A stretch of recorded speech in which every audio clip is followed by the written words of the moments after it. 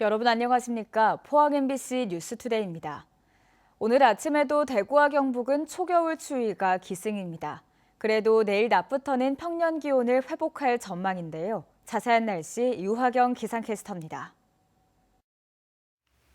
오늘도 찬바람이 옷깃을 파고듭니다. 주머니에서 손을 꺼내기 망설여질 정도로 공기가 많이 차갑죠. 오늘 아침 대구의 기온은 3도로 어제보다 2도가량 올랐는데요. 청도는 영하 4도, 청송은 영하 5도로 오늘도 영하권 가리키는 곳도 많습니다.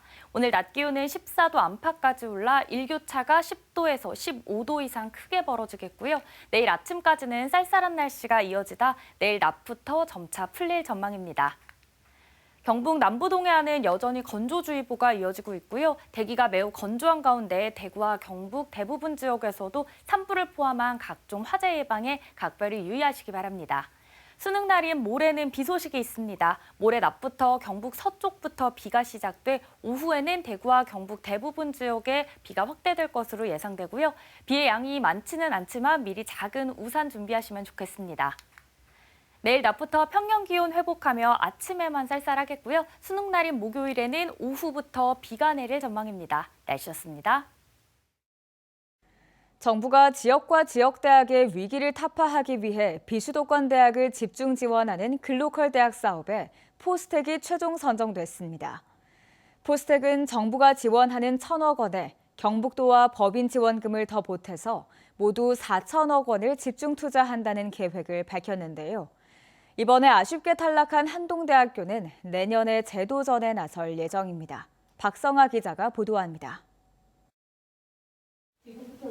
교육부가 지역대학 육성을 위해 추진하는 글로컬 대학 사업 최종 선정 결과를 발표했습니다.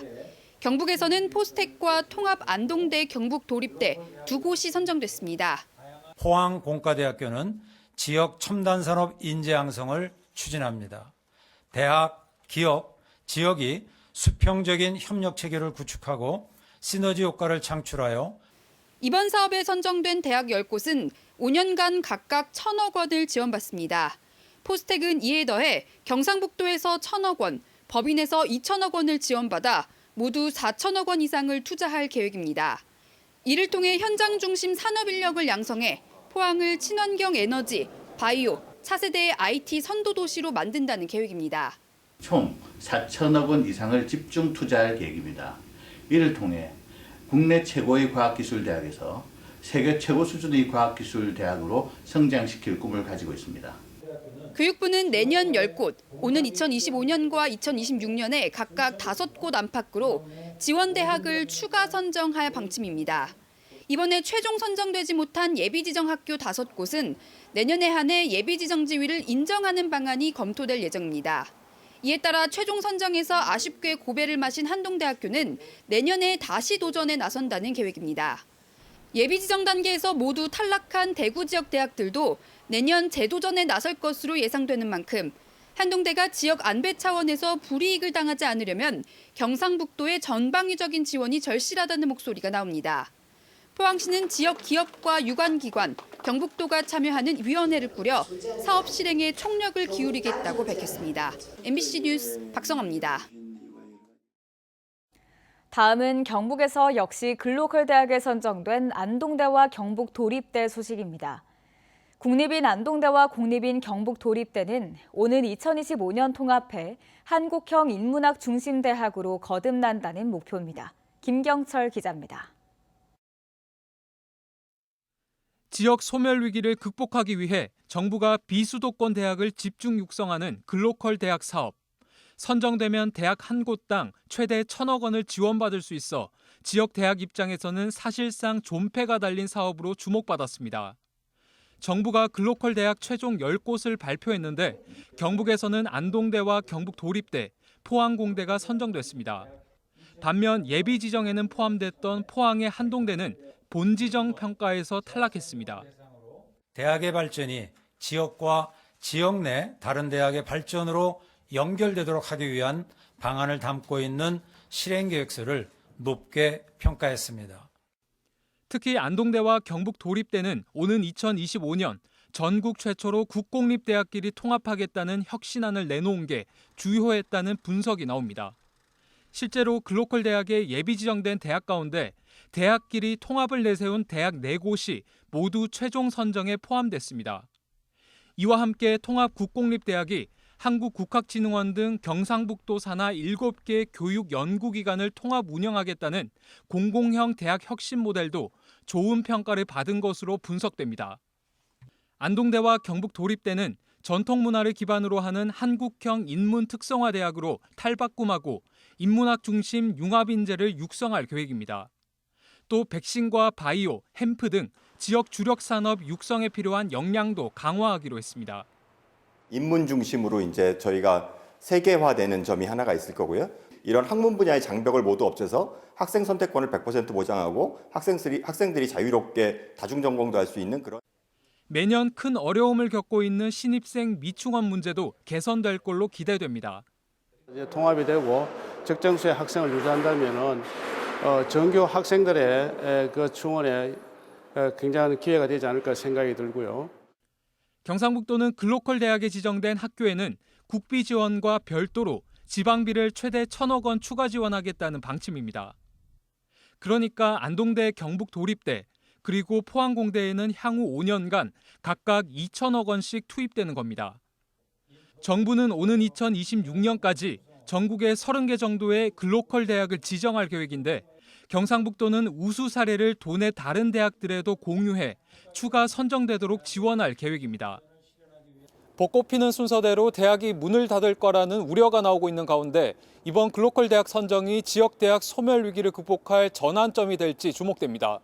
MBC 뉴스 김경철입니다. 경주시가 다산 목민대상 시상식에서 행정안전부 장관상을 수상해 상금 1,000만 원과 특별교부세 7,500만 원을 받았습니다. 다산 목민대상은 정약용 선생의 목민정신을 실천하는 지자체를 시상하는 것으로 경북 도내시군 중 15년 만에 처음입니다. 경주시는 청렴도 평가 1등급 달성을 비롯해 시장 관사 폐지와 고령자 복지주택 공급 등에서 좋은 평가를 받았습니다. 포항의 역사 문화적 가치를 보여줄 포항시립박물관이 드디어 건립됩니다. 박물관이 생기면 출토된 유물 전시는 물론 수장고가 없어 전국 여기저기에 분산돼 있는 국보와 보물 등 귀한 문화재들을 포항으로 가져와 시민들이 관람할 수 있는 길이 열리게 됩니다. 이규설 기자가 전해드립니다. 지난 2009년 흥해읍 중성리에서 발견된 국보 318호 포항 중성리 신라비는 국립경주문화재연구소에 보관돼 있습니다. 올해 1월 천연기념물로 지정된 포항 금광리 신생대 나무 화석은 대전 문화재연구원 수장고에서 타향살이 중입니다.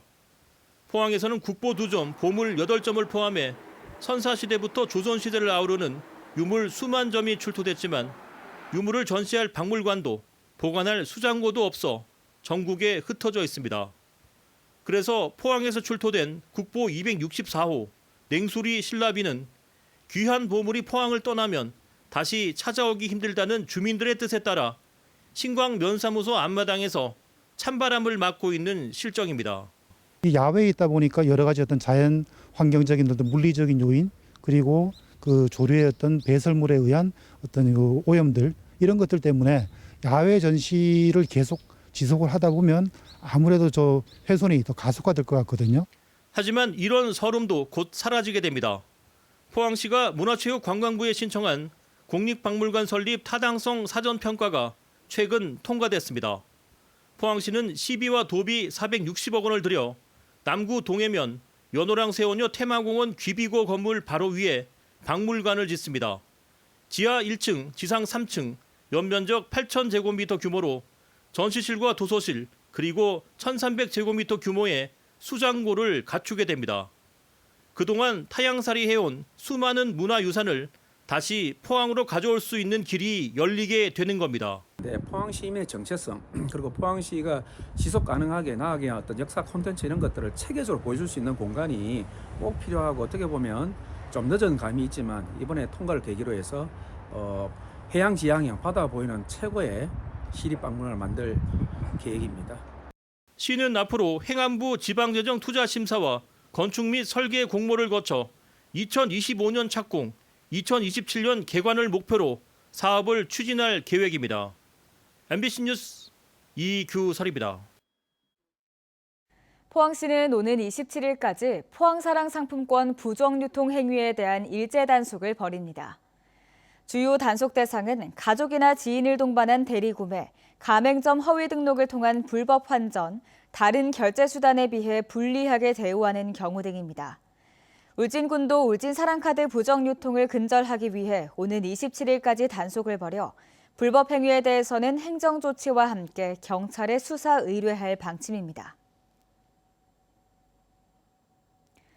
홍준표 대구시장이 대구문화방송의 대구로 보도 관련 반론 보도를 사실관계를 바로잡는 정정보도라며 SNS를 통해 거짓 주장을 하고 있습니다. 대구문화방송을 가짜뉴스의 진원지라며 원색적으로 공격하더니 정작 자신이 가짜뉴스를 퍼뜨리고 있는 건데요. 이 같은 거짓된 주장을 바탕으로 언론사를 상대로 취재 거부를 하며 민주주의의 기본인 언론의 자유를 침해한다는 지적을 받고 있습니다. 신병철 기자가 보도합니다. 대구문화방송은 지난 7월부터 공공배달앱 대구로 관련 특혜 등의 의혹을 집중적으로 보도해왔습니다.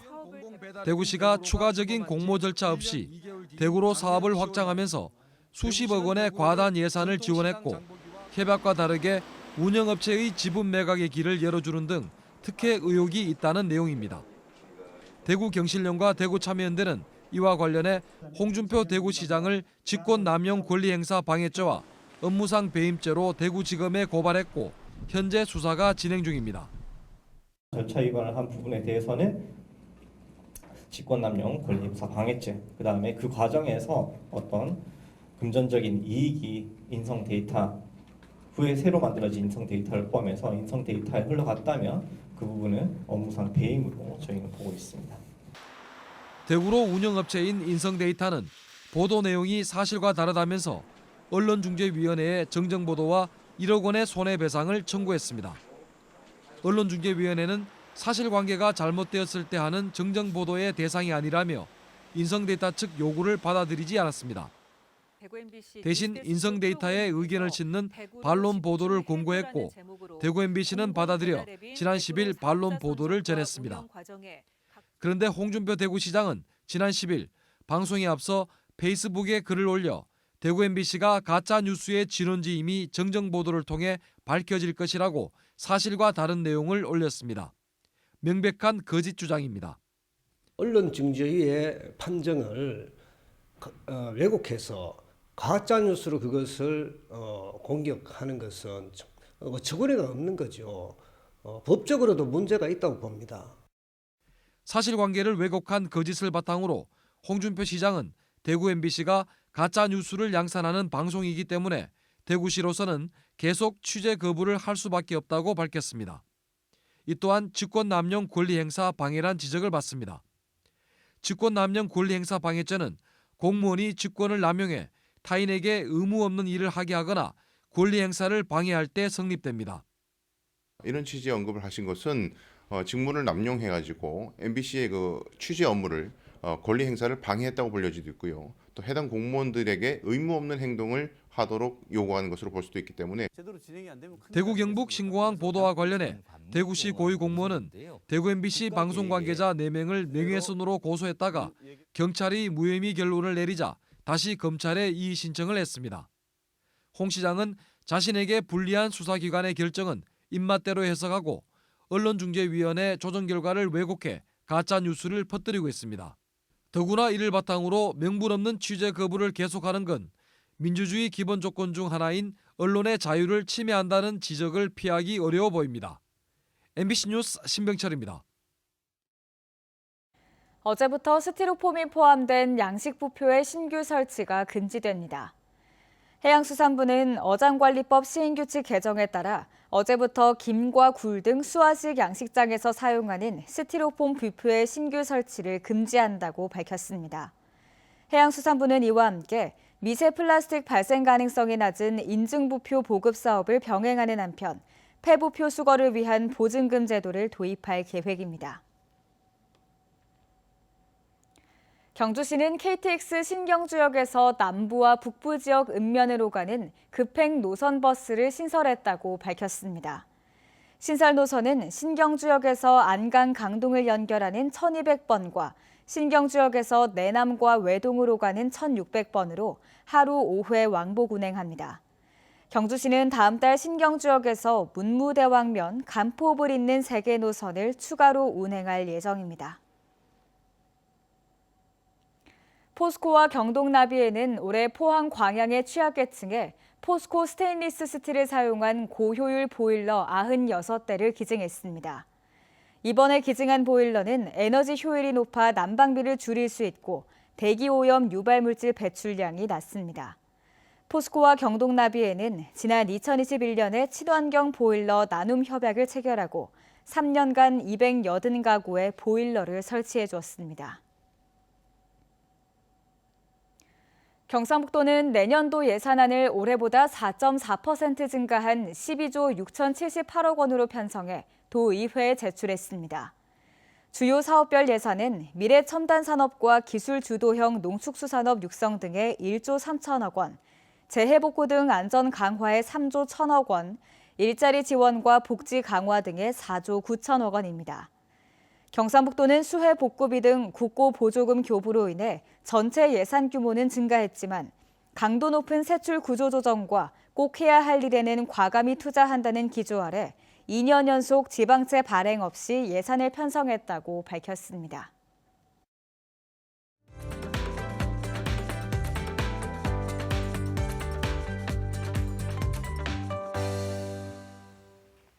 오늘도 찬바람이 옷깃을 파고듭니다. 주머니에서 손을 꺼내기 망설여질 정도로 공기가 많이 차갑죠. 오늘 아침 대구의 기온은 3도로 어제보다 2도가량 올랐는데요. 청도는 영하 4도, 청송은 영하 5도로 오늘도 영하권 가리키는 곳도 많습니다. 그래도 낮에는 14도 안팎까지 기온 올라 일교차가 10도에서 15도 이상 크게 벌어지겠고요. 내일 아침까지는 쌀쌀한 날씨가 이어지다 내일 낮부터 점차 풀릴 전망입니다. 경북 남부 동해안은 여전히 건조주의보가 이어지고 있고요. 대기가 매우 건조한 가운데 대구와 그 밖의 경북에서도 산불을 포함한 각종 화재 예방에 각별히 유의하시기 바랍니다. 수능 날인 모레는 비 소식이 있습니다. 모레 낮부터 경북 서쪽부터 비가 시작돼 오후에는 대구와 경북 전 지역으로 비가 확대되겠고요. 비의 양이 많지는 않지만 미리 작은 우산 준비하시면 좋겠습니다.